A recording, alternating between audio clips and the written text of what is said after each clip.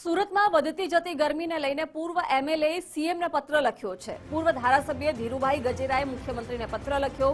ગરમીમાં શહેરીજનોને હેલ્મેટમાંથી રાહત આપવા માટે પત્ર લખ્યો છે।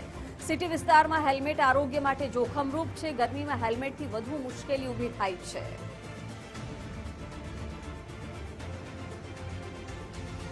જે ગરીબ અને મધ્યમ વર્ગ હેલ્મેટથી ચારે રસ્તા પર લૂંટાઈ રહ્યા છે। તમે પણ આ પ્રજાએ પણ આપો ઇન્ટરવ્યુ લઈ તમને ખ્યાલ આવશે, કારણ કે તમે પણ આ હેલ્મેટથી ખૂબ જ અનુભવી હશો।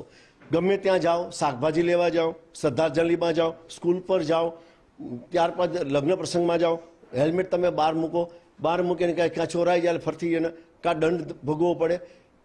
ત્યારબાદ સિટી વિસ્તારમાં 15 થી 20-30 કિલોમીટરની ઝડપે ગાડી ચાલતી હોય, એની અંદર શહેરી વિસ્તારની અંદર તમે જો સ્પીડ બ્રેકરો આવતા હોય, ત્યારબાદ ચાર રસ્તા 300 ને 400 મીટર સિગ્નલ આવે છે। તમે જાણો છો ક્યાંક તો 1-1 કિલોમીટરમાં 4-4 સિગ્નલ આવે છે, 4-4 સિગ્નલ પણ પાસ કરવાનો હોય। ત્યારે આ હેલ્મેટનો કાયદો આજે આ ગરમીની અંદર આ મગજની અંદર એટલી બધી ગરમી ભરાઈ જાય કે લોકોને આજના માટે આરોગ્યનું નુકસાનકારક છે।